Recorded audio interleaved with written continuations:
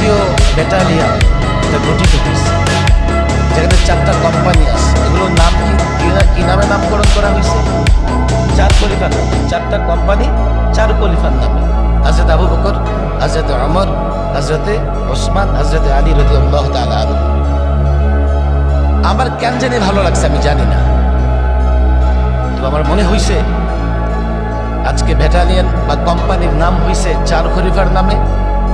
আগামীর এই ব্যাটালিয়নের সদস্যরা 4 খলিফার আদর্শে উজ্জীবিত হয়ে হিন্দুত্ববাদ আর সাম্রাজ্যবাদের ওই জায়গায় আঘাত করবে, তারা কল্পনাও করতে পারে না। নামের একটা বরকত আছে, কিন্তু এই যে সেকুলারিজমের রেজিম যখন চলতেছিল, ধর্ম নিরপেক্ষতাবাদ, আমরা শুধু দেখছি সব জায়গায় থেকে ইসলাম কাটছাট করে।